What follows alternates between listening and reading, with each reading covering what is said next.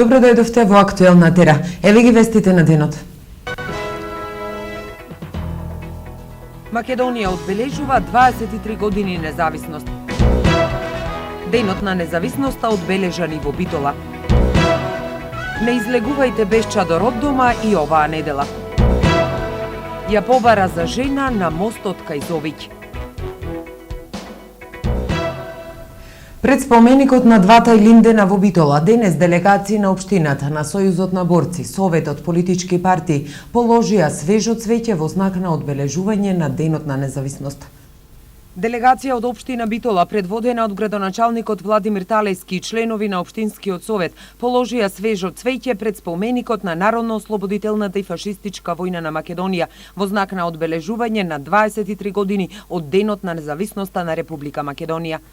Ја користам и оваа прилика да го честитам 8 септември, Денот на независноста на Република Македонија. Денот кој што всушност е символ исплотување на сите идеи, сите напори на сите генерации на назад. Значи честитки за луѓето кои што најдоа начин, сила, храброст, мудрост, упорност, истрајност и пред 23 години практично го направија она што требаше да се направи. Значи тоа го направи македонскиот народ и сите наши граѓани.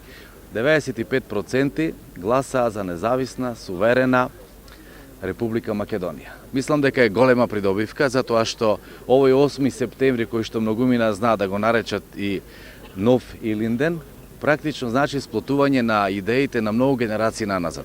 Така што денеска, 8 септември, значи обединување на сите различни концепти, на сите политички партии, на сите идеологии во едно. Независна, суверена Република Македонија. Пред споменикот на двата Илиндена во Битола, свежо цвеќе положија и представници на политички партии од градот, представници на Сојузот на борците и пратеници. Денес е голем ден на македонскиот народ, ден кај што се слави вековната борба и вековниот стремеж за независна држава на македонскиот народ.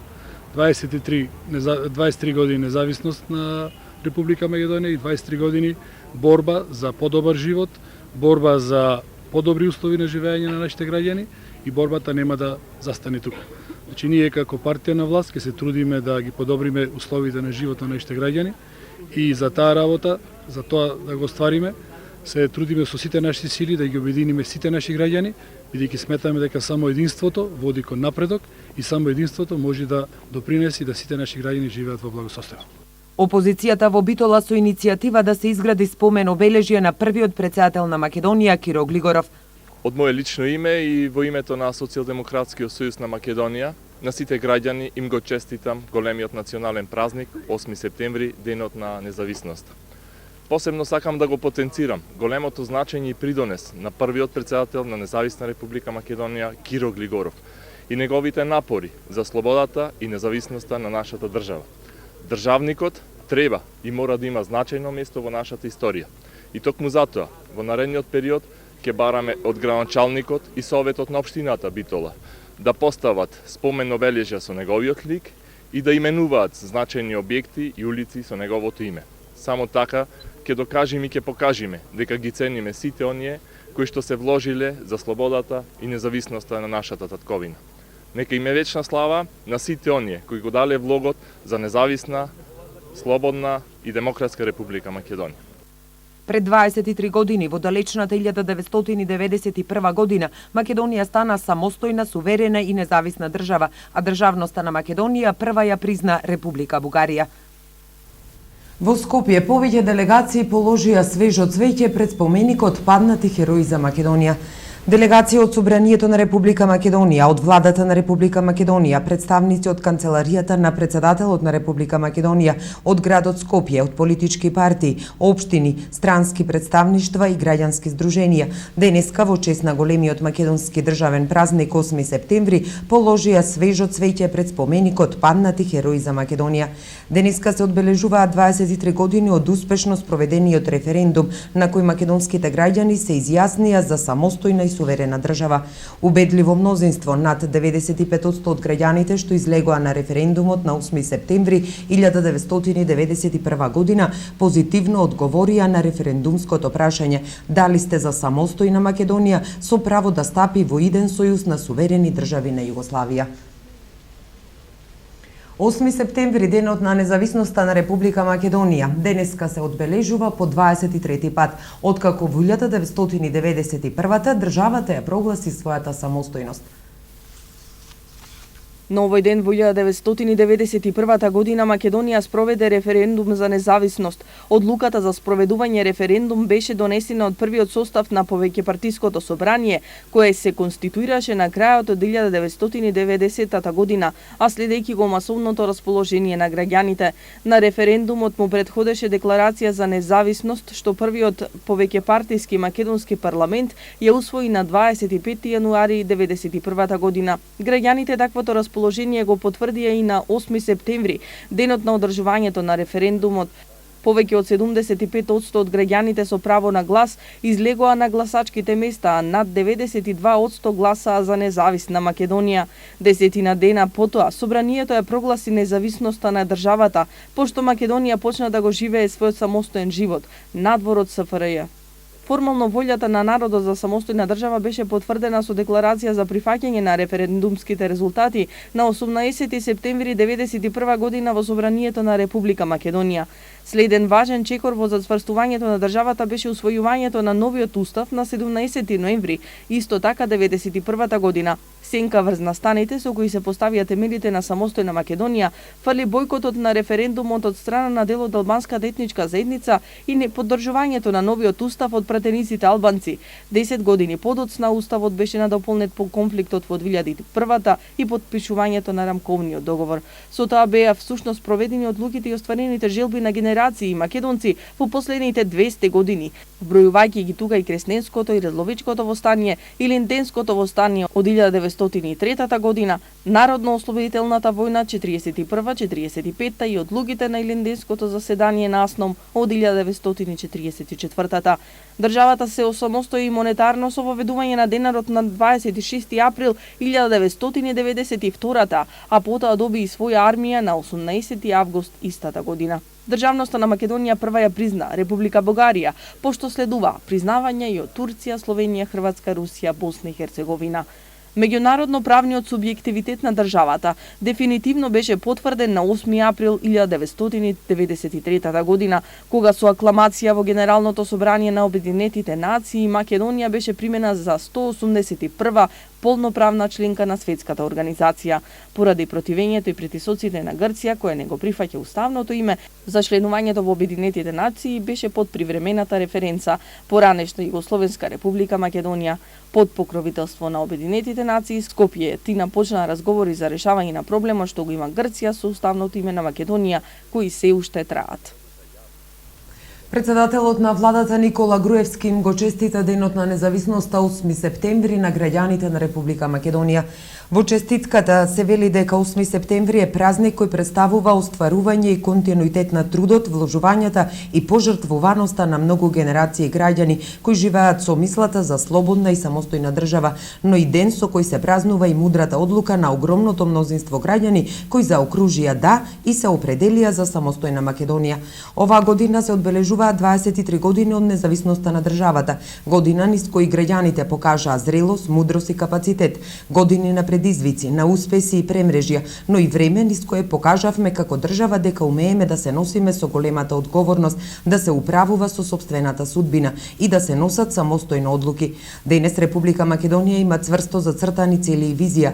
Нашата најголема задача е да го подобриме животот на граѓаните, да отвориме нови работни места и да придонесеме за економски развој и општествен напредок кон државата, која што ќе на направи посилни, а граѓаните посреќни и сигурни. Тоа е задача во која сите треба да придонесуваме, но и наша обврска за идните поколенија, пишува во честитката на премиерот Груевски.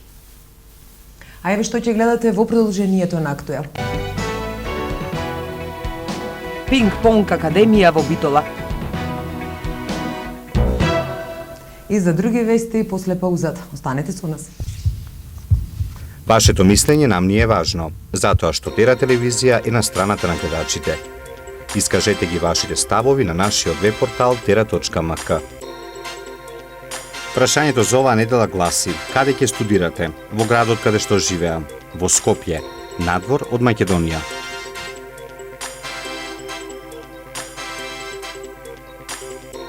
За резултатите од анкетата читајте на tera.mk или гледајте во вестите на Тера телевизија.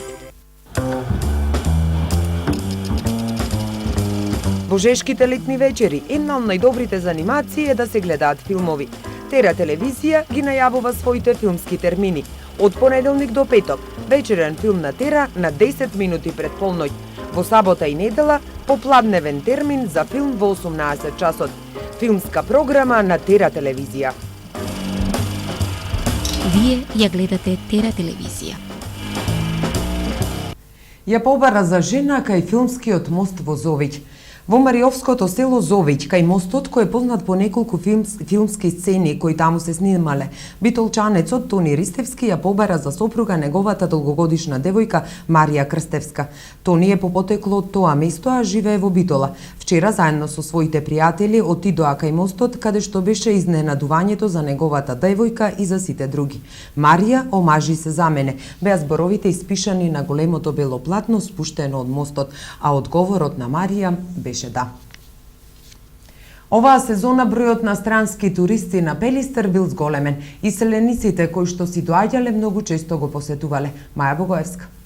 Бројот на посетители во Националниот парк Пелистер не е драстично зголемен во споредба со минатата година, меѓутоа бројот на странски туристи е поголем. Бидејќи сите што дошле од странство при посета во родниот крај се обидуваат да дојдат и да го видат и Пелистер, ќе обично доаѓаат на неколку години. И исто така е доста посетени од посетителите кои доаѓаат во Охрид, па дел од таа недела или 10 дена бараат начин како да прошетаат и да видат малце повеќе нешто од Македонија и околината на Охрид. Сметаме дека доцна почнувањето на летната сезона влијаеше да скоро сите заминат пред се на море, барајќи потопли услови. Кои места најчесто се посетуваат? Обично во сабота и во недела посетуваат Голема ливада, местото наречено Печурка на првата кривина после Магарево, хотелот Молика, Палиснопје доста често, но доста често и одат и на врвовите, а и на Големо и на Мало езеро. Често се користат и патеките.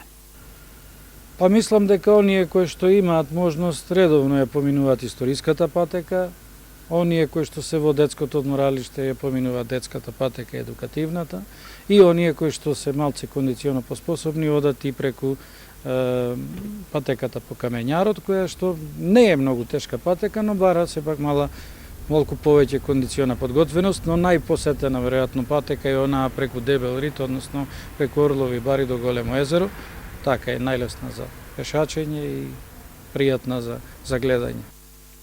Од Националниот парк се надеваат дека заклучно со октомври бројот на посетители ќе биде задоволителен. И оваа недела не ги заборавајте чадорите кога излегувате од дома. Прогнозата е дека нестабилно време не очекува до крајот на неделата. Септември е периодот кога се прават зимниците во Македонија, а правењето некогаш е поврзано и со времето, па домакинките да можат да си го испланираат времето. Метеоролозите најавуваат нестабилно време и оваа недела времето во Македонија ќе биде како изминатата, нестабилно со локални врнежи од дожд. Според анализите на порталите за временска прогноза, во утринските часови ќе има појава на магла, а голема е можноста за магла и во вечерните часови. Утре ќе биде умерено облачно и нестабилно со врнежи од дожд. Слаб северен и северозападен ветер, а во западните предели ќе дува слаб североисточен ветер.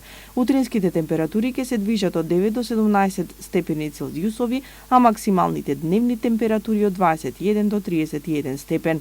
Во среда прогнозата е дека предпладнето ќе биде претежно сончево со локална облачност, но попладнето ќе има услови за нестабилност и врнежи од дожд. За во четврток се прогнозира претежно сончево со локална облачност и топло време.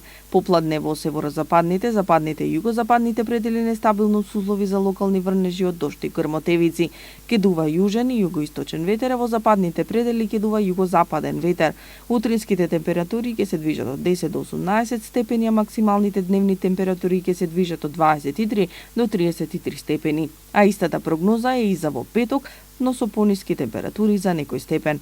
Нестабилното време со врнежи од дожд ќе продолжи во деновите од викендот. Во сабота и во недела ќе биде умерено облачно и нестабилно со врнежи од дожд и ветровито. ќе дува умерен јужен и југоисточен ветер, а во западните предели ќе дува умерен југозападен ветер. Утринските температури ќе се движат од 12 до 21 степен, а максималните дневни температури ќе достигнат до 18, односно до 28 степени.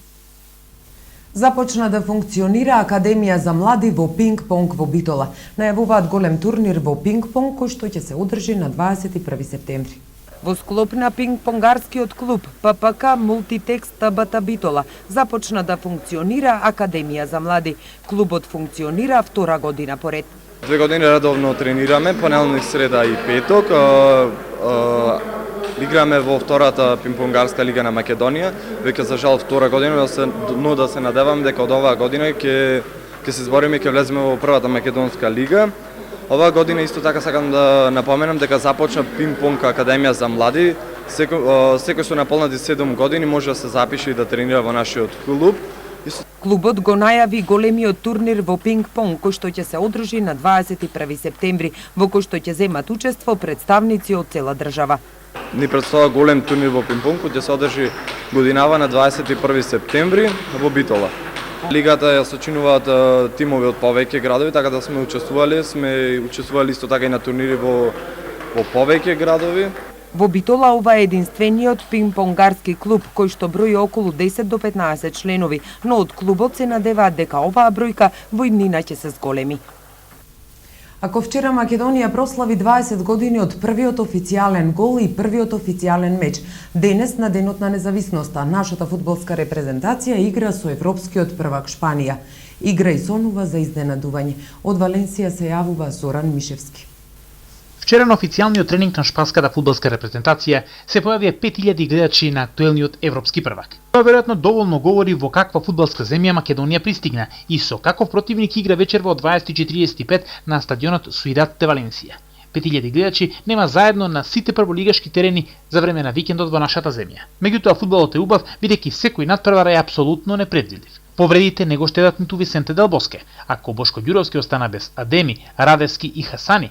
Селекторот на Црвената фурија од синоќа не може да смета ниту на повредениот Карвахал, а од подамна и на Инјеста, Пике и Диего Коста. Сепак фаворитот се знае. Тоа се шпанците со Икер Касилјас кој што сигурно ќе биде на голот и младиот 19 годишен Пако Алкасер кој што ќе игра пред својата домашна публика и тоа дебитански во дресот со државниот грб. Нашиот состав е и натаму тајна. Нов капитен ќе биде Ванче Шиков. Најверојатно ќе играме со засилена одбрана и со еден напаѓач. Јаковиќ е во предност пред Костовски, а Агим Ибрими треба да действува веднаш зад него и треба да биде лидер на оваа генерација. Тој, Пачовски и Шиков се единствените тројца наши фудбалери кои што играа и пред 4 години во Скопје, кога Македонија по првиот дел водеше со 2:0, но на крајот загуби со 3:2 од тогаш пресниот светски првак. Но тоа беше само пријателски меч, а сега официјален за прв пат по 96-та, кога Хулио Салинас 2 пати во еден месец не зави во црно. Од Валенсија, Зоран Мишевски. Еве што ќе гледате во продолжение. Палатата потврди Кейт Мидлтон е повторно бремена. И за другите вести од светот по кратката пауза. Гледајте не. Телевизијата која е на страната на гледачите, од сега и на вашите паметни телефони.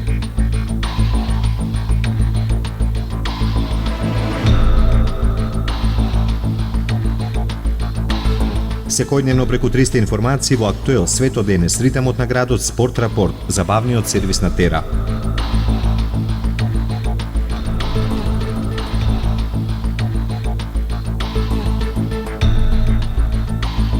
Читајте и гледајте Тера на мобилен. Опсе, прекинот на огнот се почитува во Украина. Прекинот на огнот во Украина во голема мерка се одржува, но ситуацијата се уште е нестабилна, изјави висок представник од ОПСЕ. Генерално примирието се почитува, но се уште е нестабилно, изјави Томас Гремингер, актуелен председавач со ОПСЕ, која има 250 наблюдувачи во Украина.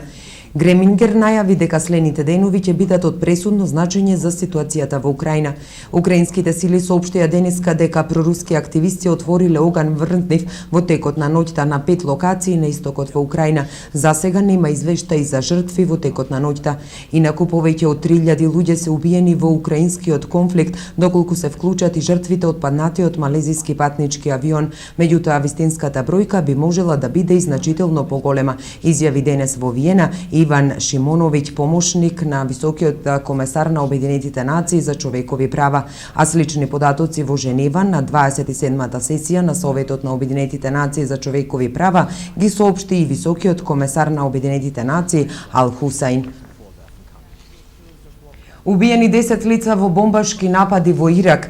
Најмалку 10 лица загинале, а 30 биле повредени во самоубиствен бомбашки напад во северниот дел на Ирак. Експлозиите се случиле во градот Дулуијак, кој се наоѓа на 80 километри од далеченост од Багдад. Милитантите на Исламската држава на почетокот на летото ја преземаа контролата врз градот, но потоа беа протерани. Вториот обид на милитантите да го освојат Дулуијак во минатиот месец исто така беше безуспешен. Се уште никој не презема одговорност за нападите. Високиот комесар на Обединетите нации за човекови права Зеид Рад Ал Хусейн ја повика денеска меѓународната заедница да ги заштити жените и малцинствата од џихадистката организација Исламска држава, која е во офанзива и освои делови од Ирак и Сирија.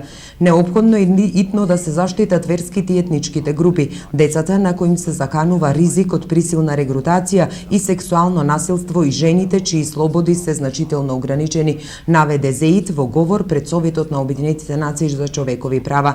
Тој ја повика и новата ирачка влада и премиерот да разгледаат придружување кон меѓународниот кривичен суд, за да може да се утврди одговорност за злосторствата извршени во Ирак.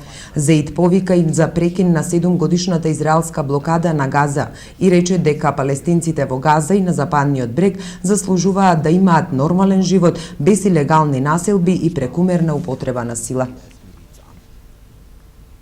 Брокерот Жером Кервиел, кој беше обвинет за рекордна загуба од 5 милиарди евра претрпена од француската банка Societe Generale, е пуштен на слобода. Банкарот го напушти затворот во Јужен Парис откако одлежа 110 дена од 3 години кои му беа досудени. Тоа означува дека за секој 45 милиони евра кои ги изгубил одлежал по 1 ден затвор. На 4 септември судот досуди дека Кервиел може да ја одлежи казната во домашен притвор, но доколку носи електрична ракавица со забрана да го напушта домот после 20 часот и 30 минути до 7 часот изутрина, а преку денот може да излегува надвор. Жером Кервиел стана познат откако беше обелоденето дека како брокер вложувал астрономски суми пари во име на банката, нанесувајќи загуба од 4,9 милиарди евра. Банката тврди дека не знаела за начинот на работа на нејзиниот брокер и дека тој тоа го правел надвор од сите контроли. Кервиел меѓутоа вели дека банката била запозната со неговите активности. Болно момче кое родителите го однесоа од болница во Велика Британија ќе се лекува во Прага. Протонскиот центар во Прага се подготвува за трансфер на 5-годишното момче од Велика Британија, Ашија Кинг, чии родители беа притворени откако без знаење на лекарите го одвеле од болницата каде претходно било оперирано од тумор на мозокот. Родителите на детето, најпрво од британските органи, беа обвинети за занемарување на родителската должност, но подоцна откако беа пронајдени во Шпанија преку неколку видеа кои ги објавија на интернет, беше објаснето дека се обидувале својот син да го однесат на лекување со протонска терапија, која не им била овозможена во Британија. Според надлежните во прашката болница Мотол, поради сложеноста на случајот, тие ќе ги подготвуваат деталите за прием на пациентот, а лекарскиот тим веќе ја добил здравствената документација, јави дописникот на МИА од Прага. Британските лекари изразија сомневање дека протонската терапија ќе помогне за оздравување на детето и сметаат дека треба да се продолжи со класично радиоактивно зрачење, за да се уништат малигните клетки кои останале по операцијата. Протонската терапија се смета за чувствителна метода на радиотерапија, која не го уништува останатото здраво ткиво и за странските детски пациенти чини околу 70.000 евра. Кейт и Вилјам го очекуваат своето второ дете. Од британското кралско семејство стигна потврда за втората бременост на војводката од Кембридж. Според првичните информации, Кейт Мидлтон е бремена веќе 8 недели, а своите кралски должности се ставени на чекање заради мачнините во почетокот на бременоста. Моментално таа е под надзор на лекар и е во фаза на мирување. Кралското семејство објави дека е возбудено за оваа среќна вест, а најверојатно и цела Велика Британија која верно ги поддржува Кейт и Вилјам. Првото дете на кралскиот пар, принцот Џорџ, беше роден на 22 јули минатата година. 3 лица со покачена телесна температура кои допатувале во Македонија од Нигерија евидентирани се во изминатите денови, а по извршениот мониторинг утврдено е дека немаат симптоми на ебола. Министерството за здравство информира дека на 4 септември на термалната камера поставена на аеродромот Александар Велики, која врши 24-часовен мониторинг за детектирање на лицата со покачена телесна температура, беа детектирани 2 лица со покачена телесна температура. Станува збор за група од вкупно 8 лица кои допатувале од Нигерија поради студиски престој во Република Македонија. Согласно протоколите за постапување при појава на сомнителен случај, 2 лица се задржани на аеродромот во просторијата за изолација поради дополнително следење и наблюдување на состојбата. Во текот на ноќта медицинските служби при неколку последователни мерења констатирале дека телесната температура кај 2 лица се намалила до ниво на нормална телесна температура и поради тоа веќе следниот ден лицата биле пуштени да отпатуваат до крајната дестинација. При вршењето на редовниот здравствен надзор кај едно лице од групата која престојува во Охрид, во текот на неделата констатирана е покачена телесна температура над 38 степени.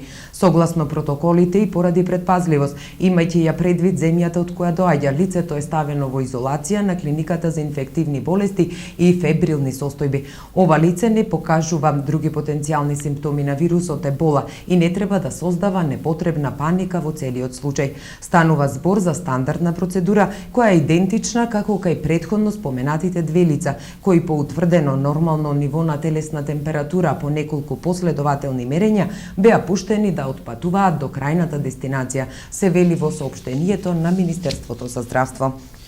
А еве какво време ќе не очекува во наредните денови.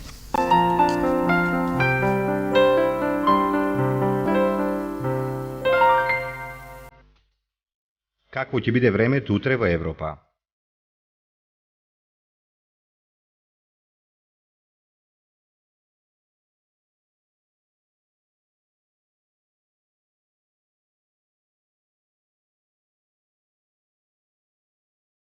За времето утре на Балканот.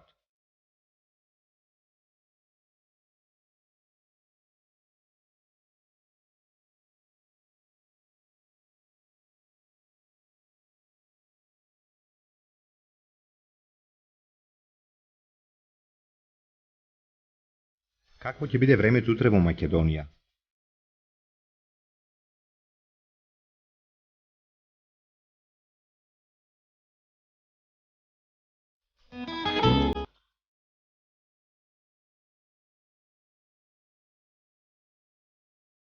Следува временската прогноза за времето утре во регионот.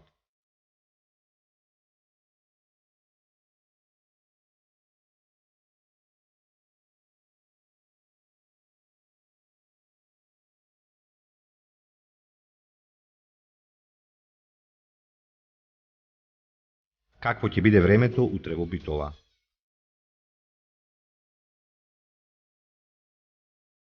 Следува временската прогноза за следните денови во Битола.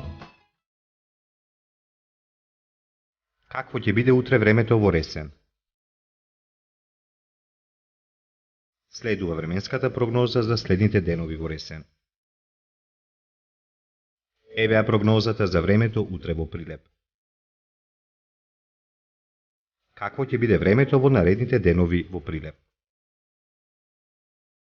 Какво ќе биде времето утре во Кичево? Следува временската прогноза за следните денови во Кичево.